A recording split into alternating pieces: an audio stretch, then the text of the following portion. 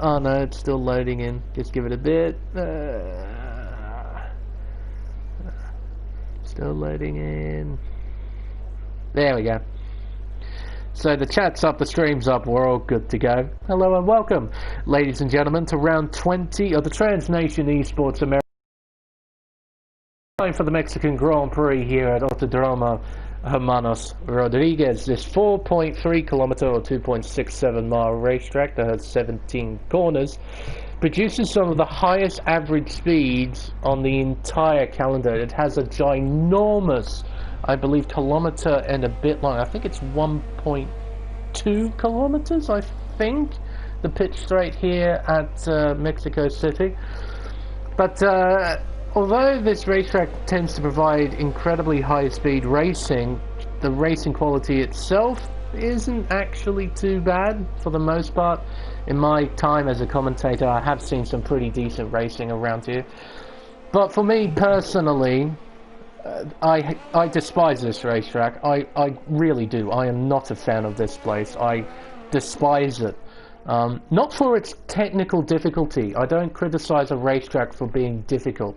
It's why I like racetracks such as Suzuka. That's a fine example. Incredibly technically difficult, but it's such a nice flowing sort of racetrack. And at least in the opening two sectors, this racetrack provides plenty of challenge. In the first sector, it's all about precision and accuracy in braking and acceleration. In the second sector, it's all about precision and accuracy, about hitting apexes, managing your steering, managing your throttle and braking applications, and really maximizing the width of the racetrack. And then we come to the god-awful third sector, which is, in my opinion, the biggest missed opportunity in the history of Formula One. That arena is supposed to be the highlight of this racetrack, right? And all it is for the drivers is just this massive bottleneck that doesn't provide any racing whatsoever. And then the safety car restarts in the virtual world. It's an absolute nightmare to get through there with the field absolutely bunched up like it is on the safety car restart. That arena, with all the fans, with all the crowd watching, all they get to see is a bunch of slow cars, and really what it's used for is so then the cars go nice and slowly so the cameras can pick up all them good sponsors. You know, they can pick up all the dollar bills that they're seeing just rolling by. It's really just a massive disappointment, in my opinion, that piece of racetrack. And in my opinion, it is by far and away the worst piece of road building I have ever seen on a Formula One circuit. Genuinely, I absolutely despise that. And even in the virtual world, I have seen next to no racing through there at all. I might see the occasional side-by-side stuff, but nothing else in between. It's really just so incredibly horrible. But rant out of the way. It's sort of like a compulsory rant I have to do about this race because I hate it so much. Alongside me once again for tonight's race is Michael Garone Jr. Michael, it's fantastic to see again we have another full grid of 20 cars here tonight. Are you keen to see if this track can provide some decent racing with the full field? Yeah, I'm glad you got that rant out of the way, because I think that perfectly describes how the both of us feel. If I'm being 100% honest. Honestly, every time I go to this place, I just hate it. I hate it. About this racetrack, but yeah, I think it'll be really interesting. This is one of the few times where we'll see a two-stop be the preferred strategy, and I think you'd be crazy to try a one-stop here. As we're talking, Honda jumps up to the top, so he's not starting at the back, or well, he's got his racing line on this week. But yeah, I think it'll be interesting. We'll see some two-stops. I think different variants in two-stops as well. There's opportunity to do a double soft stint, and there's also opportunity to do a double medium stint as well. So we're going to see comers and goers, I think, throughout this race. Track limits are going to be very important. We're at the stage of the season where a lot of these tracks are very tough to respect the track limits, and you can find yourself in big trouble if you're not careful. So, absolutely. Yeah, I think we're going to see our usual guys towards the top. in terms of Honda, Maddie, and Stu. We also got some reserves in here tonight that might shake up the mix. My championship rival, Zach Hockmeyer, is racing tonight. Alex Gutierrez racing tonight. Kyle Dyer's racing tonight. So we got a lot. Can't forget about Peter Pan. He's also a Monday driver. So we've got a lot of guys in here. Just getting some practice, and yeah, the more guys, the better. It'll make things interesting. Oh, I almost forgot about Daniel. Can't forget about my regional teammate. Hey, on the medium tire as well. That's a bit interesting to see, because maybe perhaps doing a bit of race practice on the tire. But you mentioned the pit stop strategy around here in Mexico. You're absolutely right. The two-stop is the way to go, as I found out in my league races respectively. But I thought the one-stop was the better stop. No, no, it's definitely the two-stop that's quicker around here. What's your preferred strategy to go with? Because I know the soft tyre is a pretty okay tyre, but it, in my opinion, tends to wear pretty quickly. The medium tyre seems to be the best sort of race tyre. So what would you go for, with 2 soft stints or 2 medium stints? You're putting me on the spot because I'm worried that I don't want to give away what I'm going to do tomorrow. You could give away pros and cons of both, perhaps. I will say that I think both the strategies are very viable, and both of them are very close on which one is going to work better. And I will also say that I think it is going to depend on the driver and what they prefer. Some guys will like to get with this game, everybody likes something different, and you're going to find that quite a lot, where everybody has different opinions on certain things. So I think you're going to see some guys who want to do the 2 medium stints to not worry about management throughout the second half of the race, and then I think you're going to see guys who want to do the 2 soft stints at the beginning, get really aggressive, and pull as much of a gap as they can at the beginning of the race. And that's all I'll say on it, because I can't spoil my plans. That's absolutely fair. Well, how about a better question then? Is the hard tyre a viable tyre, period, around this racetrack? No. I think if it was, you'd see a lot of people do a soft to hard. But because it's complete and utter trash, you don't see that one stop from the soft to hard work, because it just, the soft gives you nothing around here, specifically in the middle sector. Those S's are not fun on a hard compound tire. Yeah, that's very, very true. And as you mentioned, penalties are going to be a massive hassle, so you need as much grip as you possibly can for that high-speed S section. It's probably, if I'm fair to say, probably the most difficult high-speed S section on the game. What else could rival it? I mean, you've got Kota, you've got Silverstone, Suzuka, obviously, but with this high-speed S section, you have to cut a fair amount of the racetrack. It sort of demands you to use as much as you can, but if you go even an inch over that, you get copped with a penalty. So it's so technically demanding, this S section, turn 7 through to 11, that Mr. Gutierrez is going through. It's this S section specifically is, in my opinion, the toughest on the game. It's a little bit slower speed. The key difference is when you think about the S's at Kota and Silverstone, the 2 of those, you're entering that S section with a lot of speed. The first couple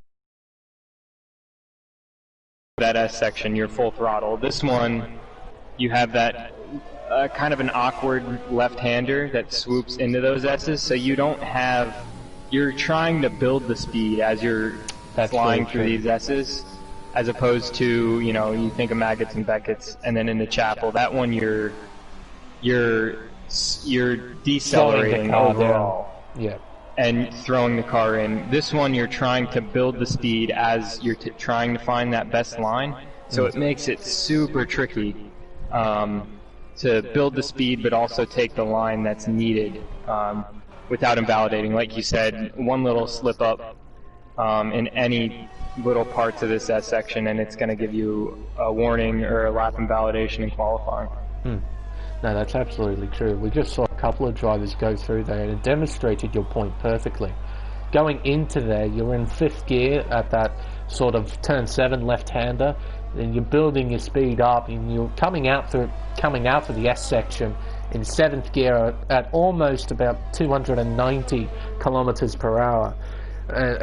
So you're absolutely right. Building speed through a high-speed X section, and as you know, when you build speed, the margin for error becomes smaller and smaller and smaller. So I can't think of any other S section that is as difficult as the one here in Mexico City. There might be a couple that are close, and there might be a couple that I haven't thought of. But yeah, I agree. I reckon this is the hardest X section in the entire game. Yeah, I'm trying to think. I mean, you have the S's at Suzuka. The auto spin curves there don't help. Yeah, those are challenging just for the curves, I think. But those, I wouldn't even say. That's another one where you're kind of. I guess you're kind of. I don't even know. Those S's, you're kind of just maintaining speed as you're going through them. I don't know. These are definitely. Those you also have, you have some kind of track dip and camber and elevation, things along those nature that kind of keep you on the racing line. These are completely flat. I mean, we go on board with somebody going through them, there's no kind of ups or downs in them. They're just completely flat. There's no elevation change. There's no camber to deal with at all, and there's no auto spin curves from what I've noticed as well. You can use and abuse those curves fairly well, but the car can spin out on you. I have seen that on several occasions, particularly at the end of the S's. I've seen drivers just lose the back end and just have a lovely time with a tyre barrier on the inside of the racetrack.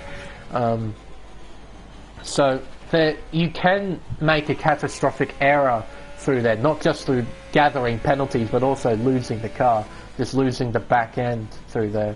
And with it being such a high-speed zone, you imagine the accident you're going to have is going to have a quite high-speed impact that may result in a retirement or two if you're quite unlucky.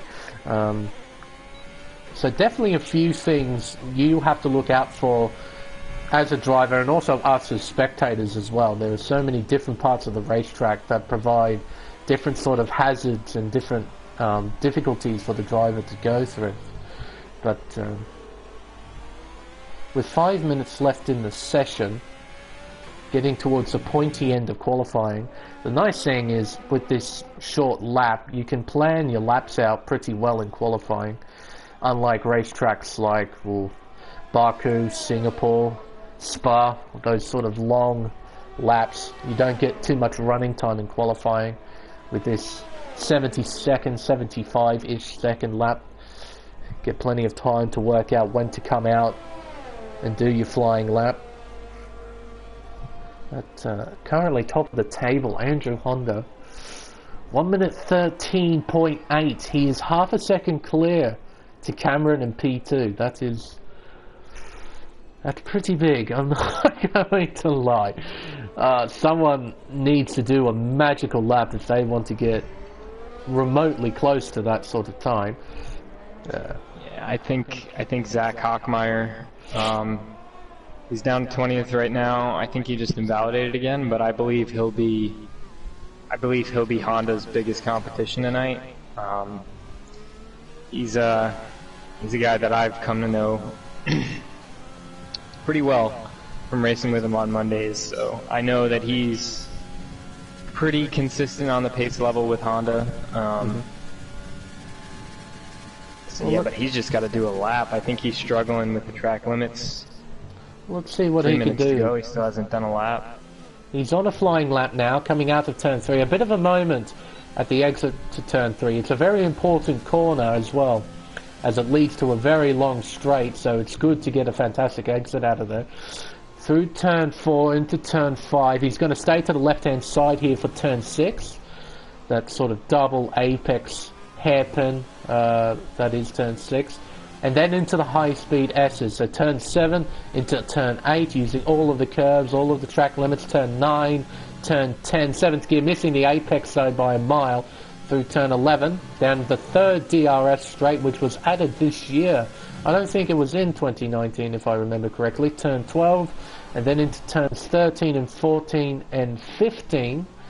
This is 14, then turn 15, then into the final 2 corners, turn 16, and then the sweeping right-hander of 17, and he pulls out of the lap. And he's only got 2.5 minutes left in the session. So yeah, hopefully I think he's he can... have to... I think he'll make it. He just needs to get... Oh, well, that doesn't help. His teammate coming out. So he'll just need to get a bit of a hurry up. I think it'll be close on if he makes it or not. Cameron on a flying lap with 2 minutes left in the session. A far better exit at turn 3 from the Renault driver. Let's have a look. What does his first sector split say? He's up by 0.02 of a second, so not a massive improvement, but you don't expect a massive improvement with a sector that only has 3 corners. This is where he has to try and find time. This is where time is gained or lost. And there's a car right on the apex. That is very poor driving, I must say, from Ray Con right there. To be on the racing line, on the apex at turn 7, that's not very smart driving there, to be perfectly honest. I imagine... That was... He's kind of really bad spot right there. Oh, dear. Oh, and he just... Okay. What's happened? He just spun. Oh dear. Well, I believe Cameron did improve. He improved by almost 3/10. 14.1. So, Alex there goes 14 Alex. flat. This sounds like, or this looks like controller Alex to me. Well, this is his home track, and I imagine he'd be pretty quick around his home circuit. So, you never know. And Zach's gonna retire. Interesting He's call. not even gonna... Oh, well, we'll get to see a charge. He wouldn't make it out. He'll make it interesting. He'll go from last to first, I'm sure of it.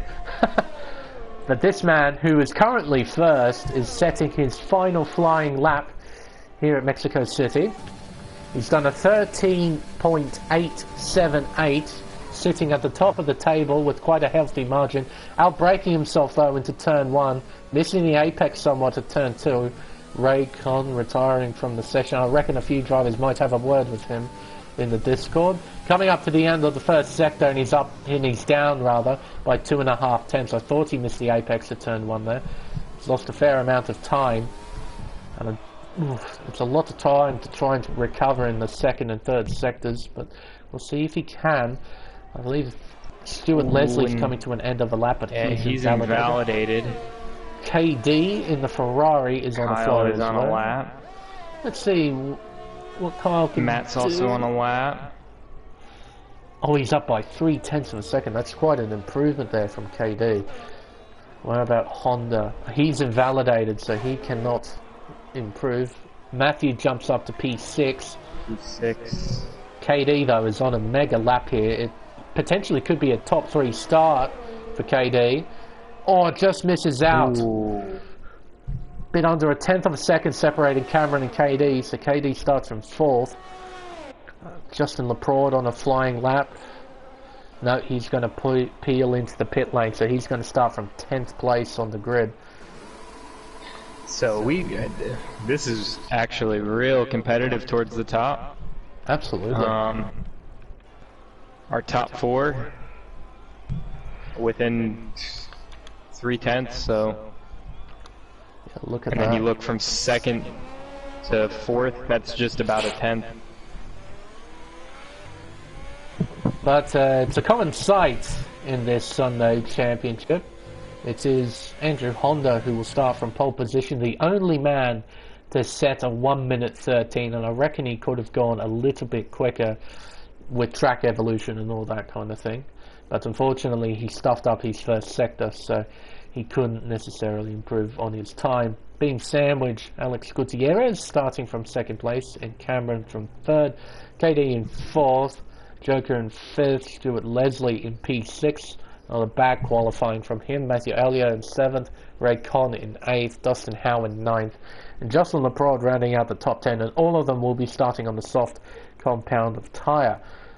It's going to be very interesting to see some of these guys towards the back of the field make their way through and see what kind of strategy they go with.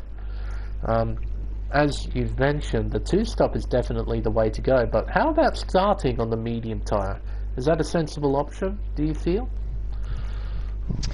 Yeah, I think if you're outside the top 10, why not give it a try? It doesn't, I don't think it opens up any other strategy options that it, other circuits will see guys go to the medium at the start to open up a different strategy option that the top 10 can't possibly do. I don't think we'll see that, but you're going to sacrifice the front end of your race for the back end if you so desire to do that. I think Honda in the YouTube chat just said no assist today, boys, so no line. Well, I've heard people say they use no assist and they still use racing line. For some reason they don't feel like it's an assist, so I'm keeping an eye on you, Andrew. Keeping an eye on you. Well, there's no rules that say that you aren't allowed to use assist in here, so if you use assist or not, it doesn't really matter in the end. So it's completely up to him. Drivers on their formation level. Let's have a look at what the top 10 are up to, shall we? If we go down to detail. Hello. So drivers outside the 10, 4 of them are starting on the medium compound, which is a bit interesting to see. Yeah. And nobody on the hards, which I'm not really surprised about. Yeah, as you mentioned, the hard tire doesn't seem to be at all sort of option here at Mexico. Again, as I found out in my league race around here, hard tire is a no-no. The one-stop, it isn't bad because it gives you track position, but it's just this strategy is just so much quicker with the two-stop. Especially if there's a safety car at some stage, then that throws you a massive bone for the two-stop strategy. Yeah, it is interesting because you have certain tracks on this game where the hard is very viable, and you'll see it used as a part of a preferred strategy. But some of tracks it's just not. Also, I've noticed in real life, specifically this season, the hard's been like a preferable race tire. Well, Abu Dhabi proved that. Last night, or well, it would have been this morning. Yeah, because Danny Rick put on a fresh set of mediums, and he was on that hard tire, and then he went to the mediums with 14 to go, and he was he couldn't really do anything. Yeah, it was very interesting to see that in real life Formula One, where the hard tire was that much better. Another example was Silverstone, the 70th anniversary Grand Prix, where the medium tire was that much quicker than the softs, because they moved the tire allocation sort of down a grade. So the soft, yeah, I remember that. The soft tires from the British Grand Prix were the medium tires in the 70th anniversary Grand Prix. And they all qualified on the mediums. Yes. They wouldn't dare qualify on the soft. Anyway, race we have to commentate. Here we go. 20 drivers on the grid here at Mexico. We have 5 red lights and lights out, and away we go. And prepare yourselves, folks, because this is going to be the most awesome sight in Formula One this season. Look at this. The drivers absolutely everywhere on the racetrack, heading towards turn 1. My oh my. What about the midfield? What are they doing? 3 wide through turn 1. I think 4 wide just briefly. Wide. Oh, we got cars sideways. Oh, here come the rest of the midfield. They all made it through kind of okay. Relatively okay. I didn't see any wing fly. Oh, locking up here and there. Drivers just trying to find a bit of track to race on. Trying to snag a few positions if they can, but ideally trying to not break their front wing. I think that's the most important thing for these guys right now. At the moment, I think you're right, Michael. I haven't seen anyone break their front wing, which is very, very important. Bojan up into 9th place. Now, he was the last of the medium runners. He's made up 7 places at the start. That's a superb start from Bojan in the Racing Point.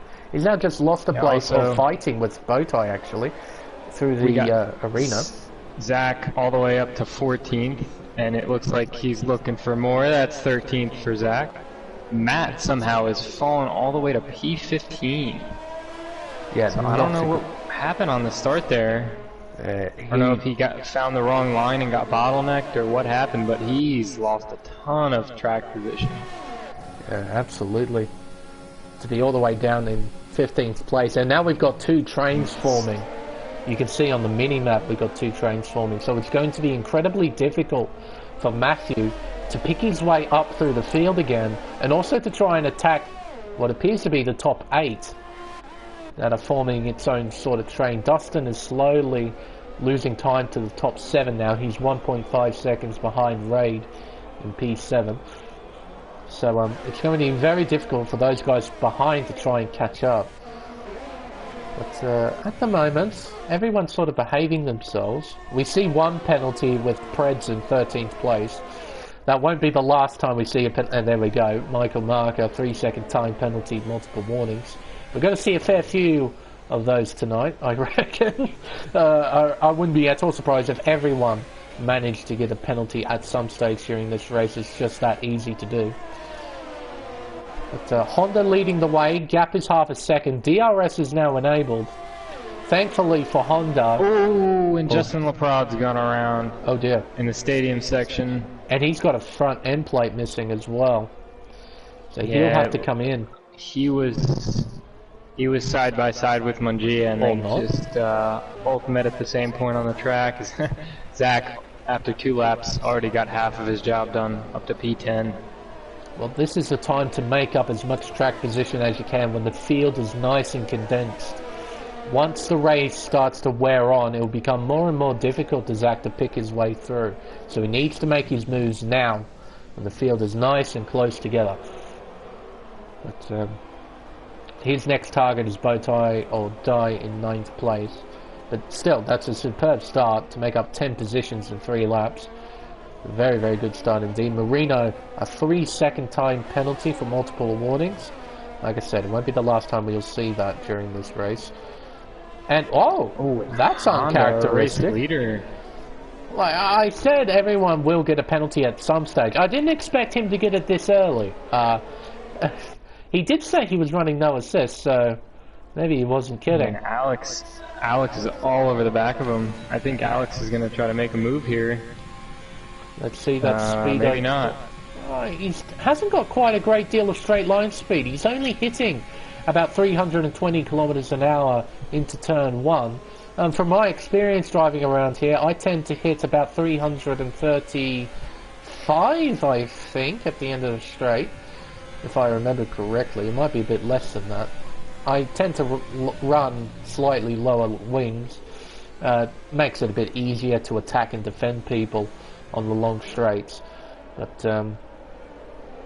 yeah, it seems that Alex just might be running with slightly higher wings for this race, which may help him considering he's towards the front of the field. That way he can really maximize the lap time. Sector 1 and 2 yellows, that's Alfa Romeo. That's Mungia. So that's Christopher around. Gets back on. Sector 2 yellow flags, that's the other Alfa Romeo. T2 just went off. Oh dear. So it's not a good day for the Alfa Romeo F1 team. They're now 19th and 20th at the moment. Oh, 2 penalties come up, and those were both the Racing Points getting penalties, and Rob Hadley's into the wall at turn 12. Oh dear. Has he got front wing damage? Unbelievably, he doesn't, from the looks of things. I swear he hit that wall, but somehow he doesn't have damage. Being close enough to attack, maybe? He's 4 tenths behind.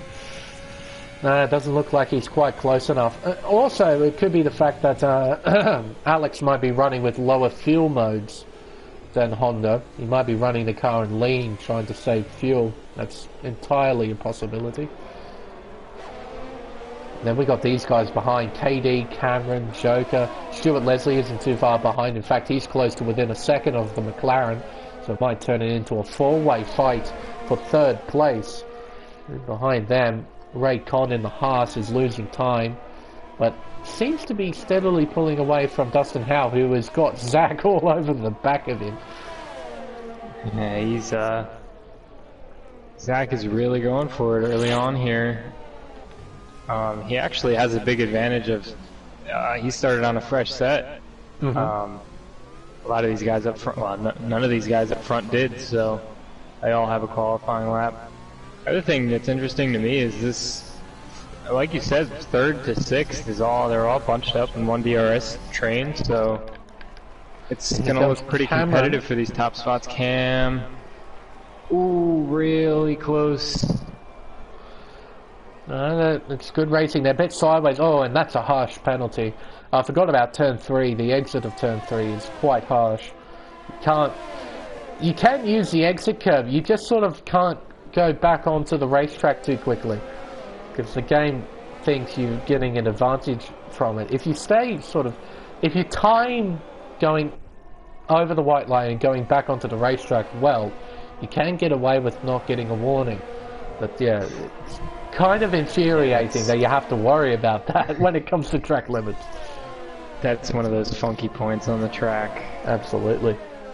It's like Desida de Lago at Brazil turns 4 and 5, running wide there. It's just if you go off the circuit and have a bit of an excursion and come back on, you won't get a penalty. But if you go briefly off then come back onto the racetrack, you get a warning. So yeah, but it's like, I don't think you could possibly go wide there and gain time. You're gonna lose time if you go wide. Oh, we got Stewart's in the pit.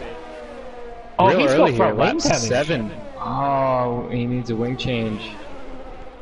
So what has he done that we haven't seen? Because was he close enough to Joker to attack, perhaps, or did he just make an error by himself? And Marker has an incident, or he. Oh, Marker did spin at the final corner. He's got it back going. You know, I have seen this at Mexico where drivers lose it at the final corner and go into the pit lane. I've seen it twice, actually, in my commentating career. It might have been possible that he lost it and went into the tyre barrier at pit entry. And then had to go into the pits because, well, his front wing was destroyed. A bit like Marker's. He's got a completely destroyed front wing on that Oh, what? Stewart's teammate just gave him a nice squeeze on the outside. He actually had to smash the brake marker boards, so some of these non-racing line guys are going to be pretty frustrated when they come back around. Oh my word, I hate it when braking boards are destroyed, but at that point you sort of have to get on with it and just be flexible with it. You know, you try and find another mark. Oh my word, as Stewart almost goes into the back of his teammate at the braking zone at turn 12. Not happy right now. I could tell from the way he's driving that he's not super pleased with his teammate. He'll get him here, he just needs to be patient. Oh, and it seems that Raiders just sort of lets him by.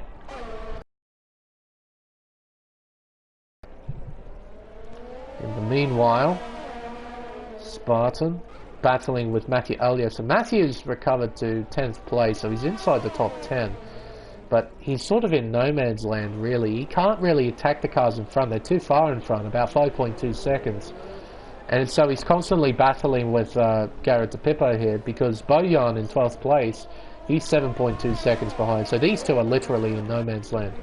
Meanwhile, the Ferrari and Renault of Cameron and KD are battling it out. That is the only overtake we're going to see in this section all race, I reckon. Because it's the only way you can make overtakes through there. And KD's coming in. A strategic call here. This is all part of the Ferrari master plan. He's going to go onto a set stop of medium tyres. Mediums. So I wonder what he's going to do. Maybe soft, medium, soft, or soft, medium, medium. I guess we'll have to wait and see. Ooh. I think with this early of a stop, I think he'll try to do the he'll try to do 2 medium stints. He'd have to do another From here, he'd have to do Oh, hello. about 24 laps. Alex, oh boy. They're side by side.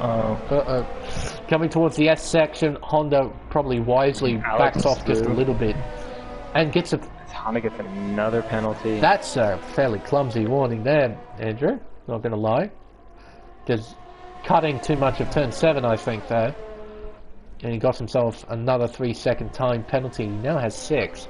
And Raiders has retired. He's crashed at the exit of turn 3.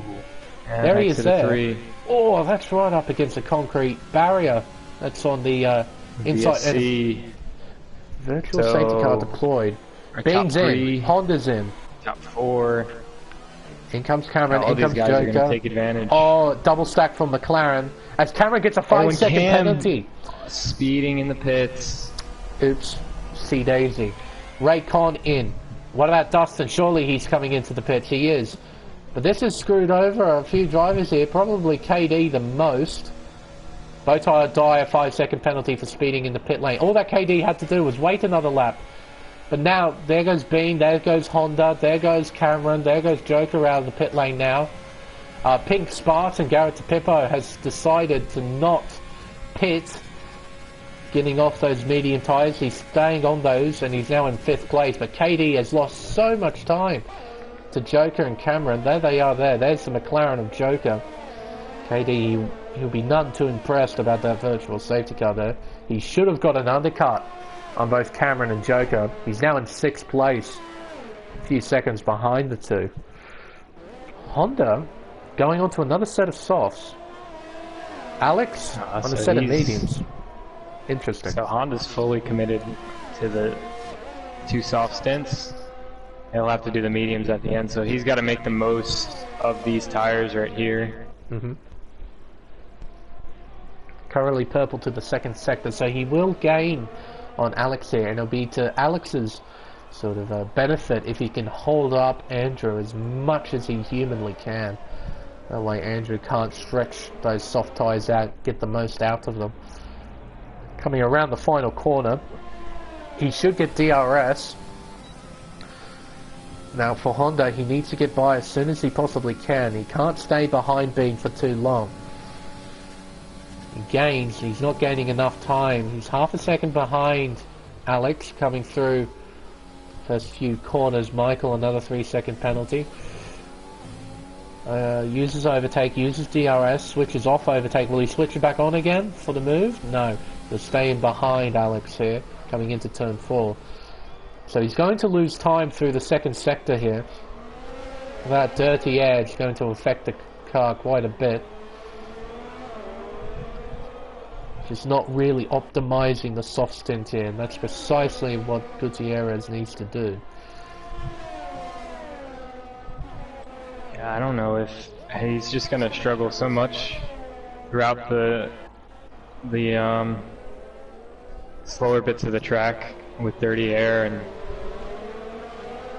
I think he'll be quicker if he does get ahead, but will he be able to actually do it? Yeah, that's very true. We'll have to wait and see though. They are coming around the final corner now. Andrew is closer than what he was on the previous lap, so I reckon he should be able to get this done. He's kept the car, oh well, he switched it out of overtake, he switches it back on. Alex, does he go defensive? He most certainly does. Around the outside, Alex, he's going to shut the door here. No, he opens the door, has the inside for turn 3 though. They're side by side, but Honda on the softer tyre gets better traction, is able to pull away. He takes the lead of this Mexican Grand Prix. Bean just needs to stay with him here, try and really optimize this medium stint. Cameron and Joker are closing in. There's a second separating those two. KD has overtaken Garrett DePippo. He's actually built up an incredible margin, a 4.7 second margin. I guess it really shows the sheer speed of those fresh tyres compared to the worn ones. He's got Zach all over the back of him, so there's a battle for 6th place. And then in behind that, we got Bojan, Stuart Leslie, Preds, Matthew Elia, and Bowtie or Die battling it out, coming through the 2nd sector. This is for the final point scoring position in 10th place that they're battling for. So we've got a few battles up and down the field. Dude's gonna try a move right here on Bojan. I think Bojan. Oh, that could have been nasty. Oh dear. But luckily, nothing too bad has come from it. But Bojan should get DRS on Stuart Leslie here, coming around the final corner, and he might be able to hold up Preds a bit longer using that DRS. You see that Stuart pulling away already a 1 second margin over Bojan. So it really shows that Stuart's got good straight line speed. Here comes Preds down the inside at turn 1. Hard on the brakes, a bit of contact, they're still side by side. Oh, there's a bit of an opportunity for Matthew, and here comes Bowtie or Die, capitalising on Matthew's compromised line. Now Preds and Bojan are side by side, heading towards turn 4. Oh, contact there for sure. Into turn 5, Bojan pushes him off the racetrack. There's Bowtie, doesn't send it though. Does the half drive. Oh, but he does yes, there. He does. Oh, and a spin. That's Garrett. Oh. And Raycon's just hit him. And Raycon's out. He's out of this race. Virtual safety car deployed. I saw that yellow flag come out for Garrett spinning. I didn't. Then that massive spin that I saw, where Raid hit the back of Garrett's car. Raid is out of this race. That's a very big accident there. My word. Drive-through penalty for Dustin Howe. Ooh, speeding under VSC. That's a massive blow. A little there. under his delta. That was right towards. Oh no, dear oh dear. That was on the pitch straight, so. Oh, all he had to do was just back off just a little bit. Set the 2 yellow flags. That is an Alfa Romeo. Just briefly causing a yellow flag. Oh, Rob Hadley jumping a little bit there. Dear oh dear. Anywho. Where were we looking at? Oh, Bowtie and Bojan, hello. So Preds has lost out a bit here. He's lost 2 places to both Bojan and Bowtie. Matthew is still on the back of this as well in 12th place. Garrett has decided to go onto the hard tyre to go to the end of the race. That might be a wise call considering what happened. And here comes Bowtie down the inside, which will be the outside for turn 12. Bowtie getting aggressive here. So good to see from Peter Pan. It kind of surprisingly, Matty's just stuck back here. He has gotten around Preds. So I think he's gonna have to make quick work of Bojan here. So Preds on 14 lap old mediums. What is he going to do? Is he going to slap on the hard compound? Or is he going to slap on another set of mediums or a new set of softs? Onto the hards. As Joker gets a 3-second time penalty. We have a Renault around. Marker? Oh, Rob. Hello. No, it was Marker. Oh, Mangia just spun at the final corner. Hello. That's what I mean. I've seen drivers do that before. And he's come into the pit lane. Still this battle rages on. Bojan, Bowtie, and Matthew. 3-way battle for what is now 8th place. Joker into the pit lane. Oh, what is this for? Was that... Did he get a drive-through that I did not pick up on? Because he's on 5 lap on medium tyres coming out, so... There must have been a drive-through penalty that came up, probably from the recent virtual safety car that I didn't pick up on. So he's now back in 6th place, so that battle between him and Cameron has taken quite a significant blow. Yeah, he picked up a drive-through.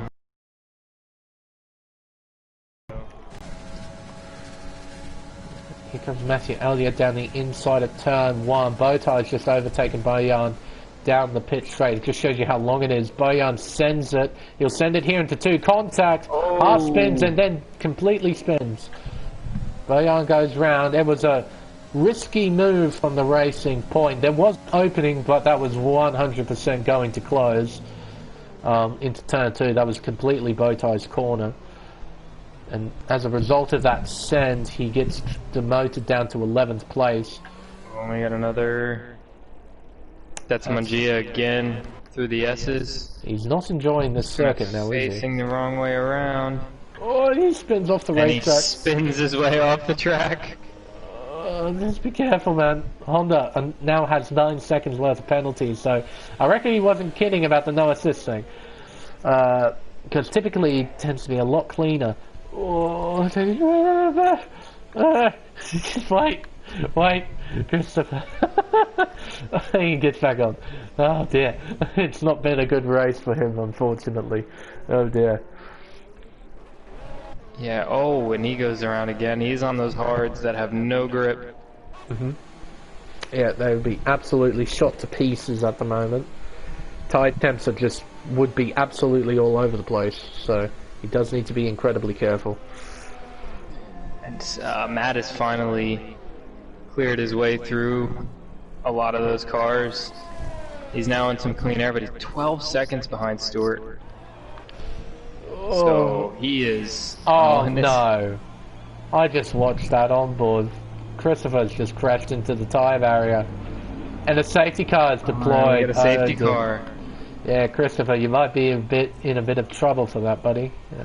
Might be a little bit in trouble for that, Sunshine. Not gonna lie. So, safety car deployed. That changes the complexion of this race completely. KD is on a set of soft compound tyres. That's a very interesting call. Can they go that long? Can you stretch them? Well, there's no way they could go that long. Well, and a 5-second penalty for Cam. Ignoring yellow Another flags. 5-second penalty. Who was that he just passed? It's Bowtie or Die in 14th place. It's a lap car. Wow. So I guess the game will penalise you for something like that. And if Cameron does pit, he will serve it. There's no ifs or buts about it, and so he can't get it removed. But yes, he overtook a lap car, which is Bowtie. So there's strictly no overtaking under yellow flag conditions, and obviously he must have overtaken him. I think he's going to have, because he's got for speeding in the pit lane as well, so he's got 2 penalties to serve. He might be able to remove it then post-race. Well, that's if the stewards would remove it. But see, this will be interesting. I don't know if it'll serve both at one time. No, it won't. It will only serve the 5-second penalty. One of the 5-second penalties, so most likely... So he'll have one here. He's going to go to the soft. Gee whiz. I mean, this is a gamble. This is a big gamble. Because you're going to be doing 3 laps on the safety car. So we won't be going back on the green flag racing until lap 21. Marino, a drive-through penalty for speeding on the safety car. So now Cameron's penalties drop down to 8 seconds. So you have to go from about lap 21 all the way to the end, lap 36. So that is a 16-lap stint on these soft tyres, and that's one hell of a stint on these things. I don't even see how that'll be. I think even stretching the mediums is going to be pretty tough. So, and I think we'll have an interesting dynamic even between the mediums and the hards. If the mediums don't last, all these guys on the hards will have a good advantage towards the end. Well, the guys at the front, Honda and Alex, they're on the medium tyre. Joker hasn't pitted, as Bowtie gets a 3-second penalty under safety car. Joker hasn't pitted. He's on the same tyres that he was a few laps prior on those mediums. Cameron and KD on the soft tyre. Zach, another quick driver, on the medium. Same with Stuart Leslie. Same with Matthew Elliott. Dustin Howe is on a set of hards. That's a bit interesting to see. Hards for Preds, but those are old hards. Laporte is on medium. Same with Garrett DePippo. Bojan on hards.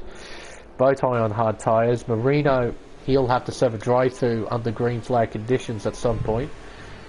Rob Hadley on the mediums, and Michael Marker. I can understand Michael going onto the soft tyre because he has realistically nothing to lose from that sort of position. So you might as well do something stupid. Cameron's in. Oh, so he's gonna serve. Oh, he might have just big-brained it right there. So intentionally went to the soft so he could come in and serve his other penalty. Onto the medium compound. So he'll be on the mediums. I mean, obviously, if he picked for that set of mediums, it wouldn't have given him that set back. So. No. And he comes out in 7th place, which means he hasn't lost too much track position. Yeah, he'll come out in front of Matt, right behind Stu.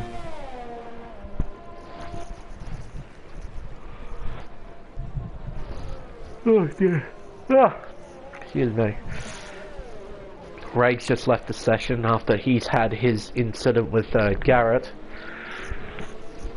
It'll be interesting to see how that all actually panned out. I only got to see the latter half of that, where Garrett's Red Bull turned into a Beyblade. Oh my god, that thing spun. Field steadily closing together. So, I thought we would be back on the green flag racing soon, but it appears that we're going to be doing at least another lap under safety car conditions, and we might be going back on the green flag racing at lap 22 rather than 21. Yeah, still, with KD... field was... KD on that soft tyre, I don't know how that's going to work for him. I mean, if it works, then good on the Ferrari master plan, but oof, that's a long stint. But he'll be very quick here at the beginning. And tell you what, I think Joker should have done the same thing that Cameron did when he pitted on the Cameron pitted twice to serve both penalties. If Joker pitted at the same time, he would be in 6th place rather than 3rd, and he could go to the end on another set of mediums. I'll be interested to see what happens, but I think he's put himself in a tough spot. You're going to have a lot of guys behind him that are going to be quicker than him. Yep. And he's going to have to defend for his life for a few laps until he can make it to those softs. Yeah, I feel like he should have boxed, because the field with that spread out, he was only going to lose 3 positions at most. So, from a strategic point of view, it's not a particularly good call, but you never know, there might be something that completely changes the complexion of this entire race that favours Joker massively. You never know. But it's not looking good at the moment, because I don't see those mediums going to the end, and if they do, they are sure as hell not going to be competitive. So, yeah, it's going to be a tall order for Joker and that McLaren. But the field's bunched up, so we should, theoretically, be going back under green flag racing at the end of this lap. Let's see what the safety car's up to, shall we? Lovely aerial shot of the 2nd sector. Yep, there we go, safety car in this lap. And then we get to see the mother of all restarts, shall we? Because the field is going to bunch up. The field is going to bunch up a lot. Look at this. Honda going up 50 kilometers an hour through here. Oh my word. Dropping down to 43, 42 for the apex. He's getting that racing line right. Absolutely. But he gets going relatively early. At turn 16, half spin, still spins. Oh, he's lost a lot of time. It's a shocking restart for Andrew here. He's under a lot of pressure from Bean, and Bean moves to the inside, heading towards turn 1. Dustin and Bojan both dropped it on the safety car. Disqualified. Bojan blocking the pit lane. That's an interesting one. That is a colourful call there from the stewards. Not going to lie. Oh, and Marino just getting out of the way, I believe. No, that's exactly what he's doing. No, that's good driving. Being a lap down. Oh, and there goes Justin off the racetrack as well. Oh dear. This has been an interesting restart here at Mexico City. But it's Alex Gutierrez who is leading the way after a shocking restart from Andrew Honda. Just lighting up the rears coming around the second to last corner, losing time. He's in second place now. Joker's actually had a pretty decent restart. I thought he'd be more vulnerable, but no. And actually the field is quite spread out already, which is very, very interesting. Yeah, to my surprise, Kyle's not really been able to clear, like, I thought he would have been right on the back of Daniel. Well, he's starting to now. Yeah, he's finally making his way there. And he does the fastest lap, so I guess the initial getaway was poor on the restart. Must have been. Well, like I said, the field, look at the field, it's so spread out. I don't quite understand why it's so incredibly spread out. That's something you don't tend to see on a safety car restart. Yeah, I know. Oh, as we got retired. It's in the pit.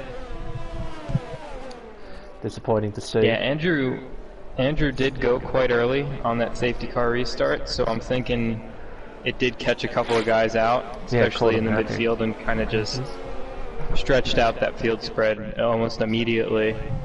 But KD is really going to have to take advantage.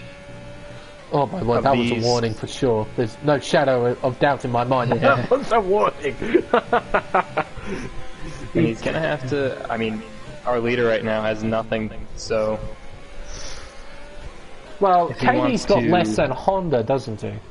6 seconds to Honda's 9. Yeah, so he does. KD's on for a second place finish here, so long as he doesn't get any more warnings. Any more penalties, I mean. But the DRS is now enabled. KD won't get it straight away though. He'll have to wait until the sort of back straight in quotation marks coming out of turn 11 in order to get any sort of DRS. But on that side, deep on the brakes, he could get onto the throttle earlier. He's right in this battle. Stewart and Cameron are battling it out. And Cam. That's a 3 seconds. 6 seconds for Cam. Side by side here. Down the straightaway towards turn 4. Cameron has the inside line, but Stewart will keep it there because he'll have the inside line for turn 5. Give this one up. Let's have a look. Oh, Cameron around the outside. Ooh. And that's a good bit of driving from Cameron. Stewart does let him in. There we go. Honda, 12 seconds now. Another penalty for Honda. This could get really interesting when we consider the outright winner out of all the full-timers. Absolutely. Well, the current leader is Honda, then it's Cameron, then Stewart, and then Matt with no penalties. Oh, absolutely. Then Preds would be in 5th place. But he's got Garrett DePippo all over the back of him. So that battle's definitely on. Joker's in. Now Daniel's in, yep. So I think he'll do the softs here. Where will he come out? He'll come out maybe behind the Haas of Bowtie or Die. But definitely behind the Haas. Maybe even behind Justin. Justin, yeah. Gee whiz. Justin's through, so a lot of time for him to make up right there. KD has made his way past Andrew as well, so he's got his sights set on Alex Gutierrez leading the way. Meanwhile, Cameron and Stewart still battling out for what is, at this stage, 2nd place, although penalties definitely going to play a part in this.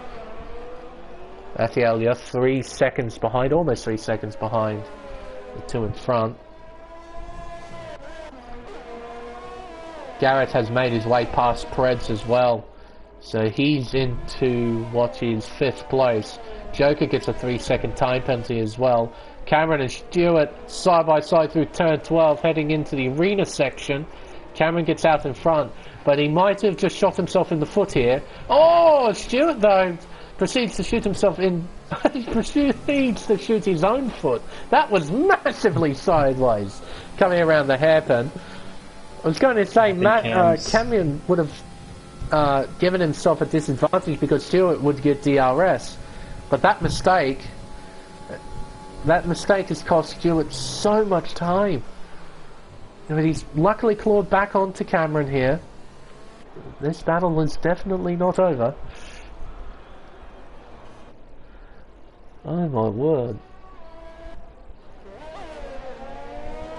Bow tie on the back of Pred, so the battle for 9th is on as well. And also Leprod on the back of Joker. Joker on those fresh soft tyres, trying to get as much speed as he possibly can out of them. Let's have a look. Stewart's losing time here. He's outside of a second. Coming into the DRS zone, heading towards turn 12. Rob Hadley has left the session. 5 retirements so far in this race, and we still have 10 laps to go. So we might see a few more if drivers aren't careful. Now it seems like the field is starting to spread out once again. No, oh, hang on. Not really. Might be some battles going on here. Preds, Bowtie, and Joker on those fresh softs. Moves to the inside, takes Bowtie with relative ease. His next target is Preds, and he might be able to get him into, turn 1 maybe. Oh my word. So much deeper on the brakes. Zach, a 3-second time penalty next to his name. But here we go, with absolute ease, Joker now into 9th place. Next target is Garrett Pippo in 8th. So the penalty situation. So Cameron and Stewart, both of them have 6-second penalties, so they are genuinely fighting for track position here. So Stewart can't afford to lose too much ground to Cameron. Honda on 12 seconds. Though at this stage I think his win is okay. The gap between Honda and Cameron is about 7.6 seconds, I think. About 7. Yeah, so it's going to go down to, I think, the last lap. And you got to remember that they can all pick up more penalties, so absolutely.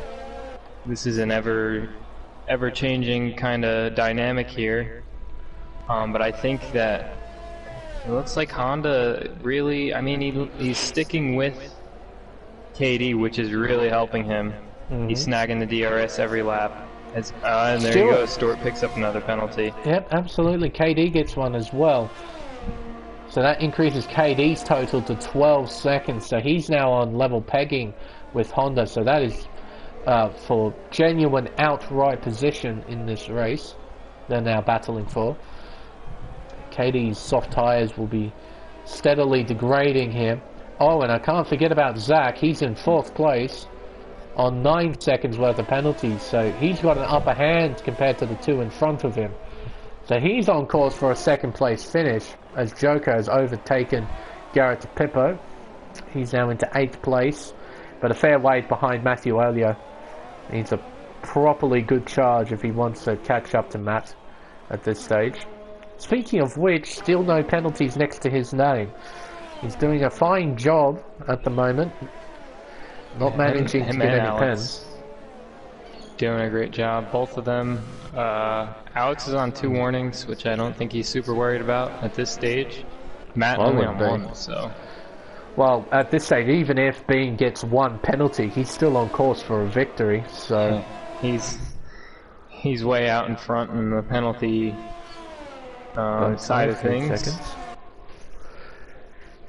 So Matthew, I imagine, would be a bit nervous at this stage, just trying to manage not to get a penalty, because he knows if he doesn't, he's in for a really, really good result. Not just with the adjusted standings, but also for an outright finishing position. And I wasn't really expecting that from Matthew, considering where he was at the beginning of the race, how much time and positions he lost to where he qualified. To be in 7th place right now with no penalties, it's looking really, really good. But he just needs to keep his head down, keep setting consistent lap times, not try and not get a warning or any sort of penalty. Little moment there. I think it's had to be a really tough race for him. At some points, lost a lot of time. That safety car kind of bailed him out a little bit, allowed him to get back in the mix here. But it just kind of shows his patience and his ability to just stay in it, not give up, and just keep on doing the laps, and it'll all come to you. I mean, we've seen a lot of his podiums here lately. He just does his own thing, and it all kind of just falls into his hands, which a lot of times that's what you got to do, is Peter Pan's retired in the pit. I suppose fair enough. 12th place, not on course to score any points. He's got a few penalties next to his name as well.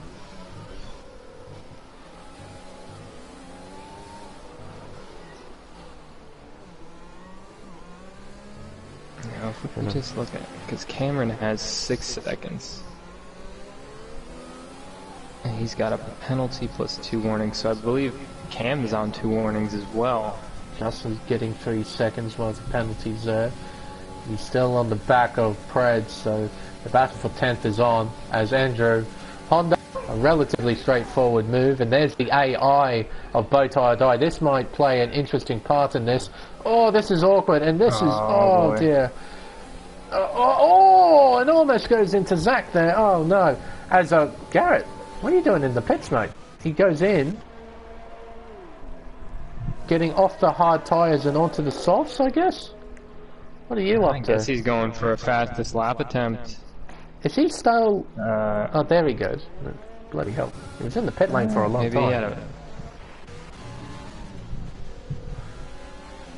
But, yeah, that Haas of Bowtie or Die proved to be a little bit of an obstacle for these guys. Dear oh dear. Luckily they all got through relatively okay, but those soft tyres on KD's car will be absolutely shot to pieces. He just needs to keep going. He might be on course for a fairly solid finish. Just try and nurture those tyres, try and not get any sort of puncture. That will ultimately spell the disaster for KD if that happens. Let's have a looky-see. What's going on back here? Justin LaPrade and Preds now battling for 9th place on the racetrack. Here comes Justin down the inside of turn 12. An aggressive move and gets it done. KD gets another time penalty. So Justin's into 9th place after the pink Spartan decided to make a pit stop onto fresh soft tyres. A very odd call from Garrett there. Top 3 on track, well rather 2nd through 4th on the track are battling it out. Though penalties will ultimately sort that out. Hawk right on the back. Oh, Honda gets another one. That's 15 seconds next to his name. 15 in total.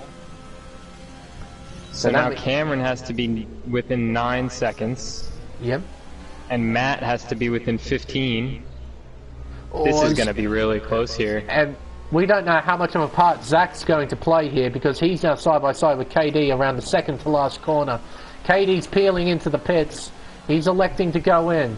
So, Zach, how much speed does he have underneath him? Can he catch up to Honda and perhaps slow Honda down just a little bit? What's the gap? Have a look here.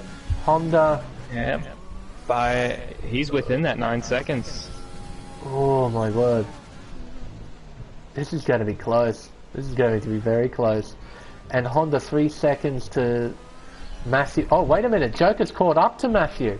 Hello. Yeah, I think Matt just pretty much let him through there. Not really much of a fight. So the gap between Matthew to Honda, oh, it's just over 15 seconds, I reckon. Let's see, 4 seconds to 19. Yeah, about 15 seconds. So Matthew needs to try and keep up here, not lose too much time. There's a very interesting dynamic going on in regards to the penalties. I'm not quite sure how this is all going to pan out. My word.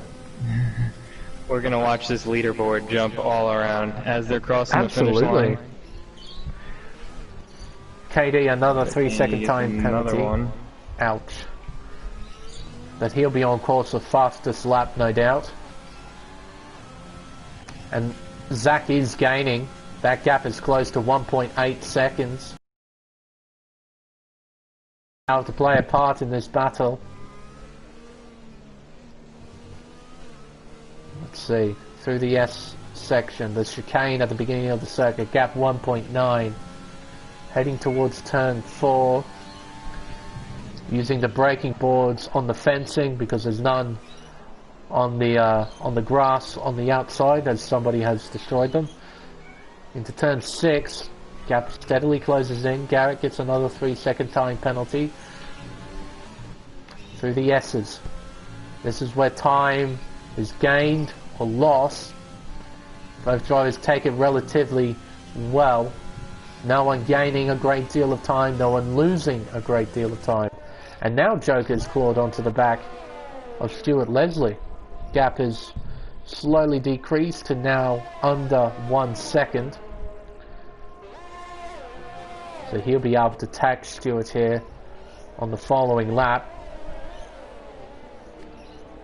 Yeah, I don't think Stuart should contest this super hard right here. Absolutely. We got a yellow flag as a marker. Cameron? No, it's marker.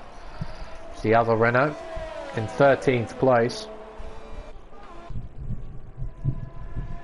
Joker opens DRS. He'll be gaining on Stuart here as KD sets fastest lap with a 1:16.176. But here comes Joker. He won't get him here, but he'll get him at turn 4. He just needs to be patient. Hit your marks through turn 2, turn 3, get a good exit, and just use the DRS. He opens it, uses a bit of overtake as well, pulls to the inside, and should pass with absolute ease. He's now into 5th place. And I don't think there's enough time left in the race for him to catch Cameron. Sector 2 yellows. Oh, that's... No, that's marker that's again. Marker. I got excited too. Based on where it was in the track. Oh dear. Jeez, gave me a heart attack.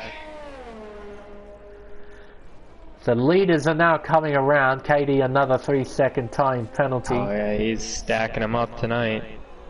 And that's Marker going slowly. Marker going slowly. Just letting his teammate by. Not being too much of an obstacle there. The leaders are on the final lap. So this is it. Being sandwiched. Alex Gutierrez driving absolutely superbly out in front. Has dominated all the way through. Has no penalties next to his name as well. It's been a superb performance around his home circuit. Marker has retired in the pit lane. That's a bit disappointing to see because I'm pretty sure with the adjusted standings he might have been on for points. But yeah, he definitely would have been five reserve. Everybody would have scored points out of the full timers. KD's on the back of Matt. I don't know if Matt's gonna be too harsh in his defense. He shouldn't be. Just let him through. He's got other things to worry about right now. But let's see what will happen with the adjusted results when we come towards the line. I'll switch it to leader. The gap between Honda and Cameron, that is 9.3 seconds. Honda just might snag the victory, as being sandwiched will take the overall honours. Honda will cross the line in second. Zach will cross the line in third, taking second outright away from Honda. Will Cameron get Honda at the line? No, he will not. 4/10. Joker comes home in 5th. Stuart Leslie, he'll get a podium finish perhaps? No, he won't. Matthew Elliott will take that away from him. He will finish in 3rd place, Matthew, in the adjusted standing. So it's Honda from Cameron, then Matthew Elliott will get a podium finish. Stuart Leslie in 4th place. Justin Leprode with the adjusted standings will come home in 5th. Preds in 6th. Pink Spartan in 7th. Dustin Howe in 8th. And Marino will score 2 points in 9th in the adjusted standings. Oh, hang on. No. Yeah, I Fred's think will... Dustin. There's a chance for Dustin to get one of these two guys, depending on where the penalties stack up. It's very true. Let's have a look. Coming up and towards the line. No, he'll stay where he is. Nah, I don't believe he got anybody. So there we go. The Mexican Grand Prix. And that's very obvious. He almost went from last to first. Almost. Last to second. Not a bad performance from Zach. But there we go. I reckon Alex would like that a little bit. Winning his home race at his home circuit. And a fine performance as well. To lead that race and to have no penalties at the end of the well. Zach in second and Andrew Honda on the podium for the outright placings, but taking the win in the adjusted standings. Only just though. 0.6 of a second. Yeah. I think Cam is going to be a little, I wouldn't say upset, I think he's got to be proud of his performance, but... Actually, sorry, 0.4 of a second. It was closer than 6, it was 0.4, dearie me. Yeah, when you just think... He's got to be thinking, could I have made that 0.4 somewhere else? But well, that's all that is one mistake, two mistakes there, and that cost him a win. Still a good result from him. I think this is the first time we've seen him back on the podium since he had his I guess you could say a failure of pedals. But yeah, we will get those guys in for interviews. It'll be Honda, Cameron, and Matt. So Matt continues his streak of podiums. This will be the first time in a while that I haven't heard Stuart Leslie for a podium interview. Dear me. Yeah. Only missing out by 5 seconds in the end due to the penalties. But not a bad race in Mexico. Had some interesting moments throughout that race. Had some good battles here and there as well, not so much towards the end. Well, we had the battles in regards to time penalties rather than on-track penalties, but still. On-track racing, not on-track penalties, on-track racing. Yeah, it's always funny how we kind of talk about the tracks that we don't like or are not that good in real life. They were always pretty interesting on the game. I think you talk about how Abu Dhabi is usually pretty exciting on this game, so and we don't really get much of that in real life at that track, as we saw earlier today, or I guess last night, depending on where you were. But absolutely, it's kind of funny how that works. Yeah, it's the same with France. Is another one, I think, right? Russia. I've seen some good races at Russia. Yep. Absolutely. I don't get it either. It's like the boring circuits just have a knack of generating half-decent racing in the virtual world. I just don't get it. But in the real world, there are some of the worst racetracks ever. And, yeah, maybe F1 should go to those tracks virtually, try it out, see what kind of product they could get. But oh, Matthew has joined us. He's the first to join us. Fantastic. But yeah, I don't get it either. Like, it's just a thing in the virtual world where the worst racetracks just generate decent racing. Like, and sometimes it's the opposite is true as well. Sometimes the more exciting circuits don't generate too great a racing. I think Spa is a decent example of it. Sometimes I've seen some pretty boring races around there, but it's a very interesting dynamic to look at. But it appears that Cameron and Andrew are yet to join us, but we'll start the interviews regardless. We'll start with you, Matthew. A third place finish with the adjusted standings. To be honest, after your start, I didn't think you were on for a decent finish here in Mexico, but your race panned out pretty well, didn't it? Just take us through your Mexican Grand Prix. Oh, well, lap one was a total shit show. What happened? Sorry for my language, but it's just people sending it up the inside, so I just like, I'm staying away from that, so I just stayed as far left as I could. Yep. By the time I knew, getting through the first two turns, I'm P14, so, but it was probably for the best anyway. How about the rest of your race? You were languishing down well outside the top 10. How did your recovery go, making your way up through the field? Oh man, I just felt like I was getting held up so much back there. I imagine. And then there was a little thing between Bojan and Bowtie that was going on, and that got a little heated. Yeah, I saw that. I had to be a little apprehensive to go past those two, because I didn't know what they were going to do. But once I got past them, I was able to gain a little time, but I think that safety car restart screwed me. Cam and Stu were in DRS, and then they just got away. I just had a crappy start, I think, so it was over from there, and then drove home. I don't know if I was the only one to not get penalties, though. I think I was. You and Alex. You and Alex. Yeah. That was I'll take that as a win, and I qualified within a second of Honda, so. Big props, absolutely. But, no, it was a fine recovery from you. Like, we noticed your shocking start. We didn't actually see what actually happened, but yeah, it was just you just being a bit cautious on the opening lap, and you just sort of fell to 14th because of it. Yeah, I broke way early going into turn 1. I had a little wheel spin off the line too, which probably didn't help things. So. Absolutely. No, I saw like 3 or 4 cars wide ahead of me, and I was like, I'm getting on the brake. Yeah, that's fair. No, especially in Mexico, because the starts are always hectic around here. Because the track is so wide, it tends to be 4 wide at some stage during a start of the race. So, no, it's probably a wise thing just to be a bit sensible. That way you didn't get any broken front wing or anything like that. Like, you drove a fairly good race in regards to penalties, but if you got a broken front wing at the start, it would have spelled game over for you, even with the safety car restart, I reckon, that we had. But, no, it was a very fine performance. Michael, anything to add?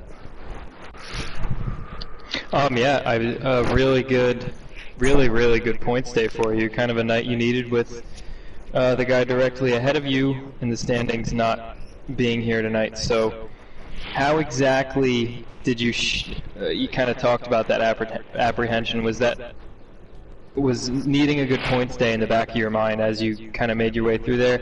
There was a lot of moments, I admit, I wouldn't have been able to do it, how you kind of just stayed patient, specifically behind Bojan and Bowtie. So how did you, was that whole standings factor and the fact that you needed a good points day, was that in the back of your mind?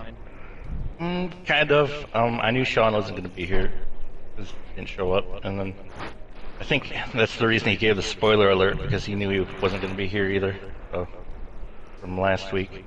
And then, so I don't want a broken wing because that can ruin all progress made. So when I saw Carbon flying off their cars, I was just like, yeah, I better wait until they get single file and take them one at a time, because I think there was a late break or a dive from Bojan going into turn 1. Yeah, and then we saw it. We saw. Oh my goodness! Centered on Bowtie at turn 2. Like, Bowtie was taking the apex for sure because it was his corner, and they made contact, and Bojan spun off into the grass, which was a very interesting slightly sight. ahead of Bojan too. And all of a sudden, I just see a pink car go whoop. Yeah, off the racetrack. But no, it was a fantastic recovery from a fairly cautious start there to come back to finish 8th overall as well. Well, actually, where did you finish? You finished 6th overall, didn't you? You crossed the line in 8th, but you finished, I think it was 6th, if I remember correctly. It's not a bad recovery at all, Matthew. That's a very fine drive from you, mate. So very well done on the 3rd place finish. Thank you. But I just noticed our race winner has joined us, Andrew. Not too many times in this season have we seen you gather so many penalties. So clearly you weren't lying about the no assist thing. I'm guessing. How was that experience for you in this race? Oh man, where to start? I think I hold the new record in the most penalties in Mexico. No, that's KD by a mile. He had like 24 seconds. next to his name. And I was getting in the weirdest places too. Like upon entry in the corner, I would pass the line, and oh man, just a disaster. But overall, I'm happy with considering I didn't have much practice with no line and the outcome, and it was fun. Oh, for sure. And you had decent pace as well. You didn't drop off dramatically. You were there with Alex and with Zach at the front of the field in the end. So it was a very fine performance. But I'm guessing the S's were an absolute nightmare for you during this race. Yeah, it was the S's and the entries. I don't know what was wrong. I was focused more on the turn, like on the corner where it hit the apex, and I kind of drift off to the side out of the line and just picking up stupid penalties. But it was a learning experience, and more towards the end of the race is where I kind of got in a better groove, I would say. Just finding out, like, as the tires would wear off, because it was a learning experience too. Like, as the tires wear off, the braking points and everything changes, you know, and especially dirty air, all that factors in, and I guess that's what I struggled with the most. But your pace was somewhat decent, though, I must say. Like, this is your first experience, and it was there or thereabouts. Yeah, there was some pace there. Like, I was surprised I got in the 113s in quali. I was very happy with quali, actually, and the first, let's say, half of the race up until the safety car, I think once the safety car came in, that's where it all went downhill from there. Missing all my braking points, and yeah, I was all over the track.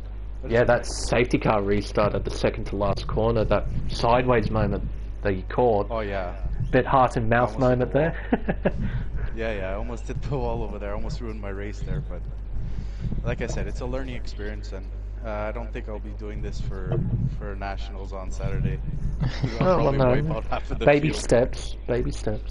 Yeah, exactly. I don't know how Andrew Lee does it. I guess the practice and the fact that he's a freak. Race, yeah. That's what it is. It doesn't make sense. Like, that's what I'm thinking my whole time in the race. I'm like, it's like practice and practice. It's like, it doesn't make sense. This guy's an alien. Yeah, I know. It boggles me as well when I watch him drive as well. The fact that he runs with absolutely nothing and he's miles ahead of just about everyone. It's just he's an enigma. You get the good lines. I find that if you remove the driving lines, it would actually increase your pace if you get the practice in. Like, because the driving line doesn't always give you the fastest line through the corners. So once you master that, I mean, that's like the next step for me, is to remove the line and get that extra couple tenths in time trials and also in race pace. But don't worry, Andrew, he's also a real life racing driver as well. He's a state karting champion here in Australia, so if you manage to beat him at any stage, it's a pretty significant achievement, so don't you worry about it. I think it'll take me about a full season of practicing. It's not something, you know, you can do overnight. It's something that you really gotta put in the time and take the practice in. But hopefully next season it'll be a lot better. Oh, I imagine it will be. No, but good luck with that. And I know off experience it's not an easy thing to do, racing with absolutely nothing. But I enjoy the challenge of it. It also provides less of a distraction. That way I'm not looking at the line, I'm looking at all the other cars around me. It tends to help. Yeah, but, you're absolutely right. Michael, anything to add to our race winner? I don't think I have anything. Oh, you've seen the worst of it already. Kind of going to mush. No, I mean, you did a really good job. I mean, took it to Alex, who I believe was on the pad. I guess I'll ask you that. I don't think you've ever had many on-track battles with Alex, so how was it battling a new face up towards the front? To be honest with you, it was really stressful. I thought I was going to take him out at some point with going side by, because it's all first experience. Everything was my first experience, you know. So I think I did pretty well. Yeah, just getting more familiar, being side by side with somebody and where to brake and give him room. It's tough to do it first time, you know. So fair enough. But no, it was a fine performance, and considering this was a learning experience for you, to get a victory. It's a very fine performance from you, Andrew. So very well done taking victory here in Mexico. Thank you. But, unfortunately, I don't think Cameron joined us, so we don't get to hear his side of the story and his battle with Stewart that went on throughout that race. It was very interesting. Well, actually, Matthew, you were probably in the party with Stewart, I'm imagining. What was he like during the race? He's quiet for the most part. We tend to be pretty quiet in the party. Fair enough. Because he was in a warn fairly us good battle people with go Cameron throughout that. Yeah, I know they were, because I got the two positions changed every once in a while. Floundering away back there without DRS on them. Yeah, it's always annoying when you don't have any. You just can't do anything about it. I know, it's a horrible feeling.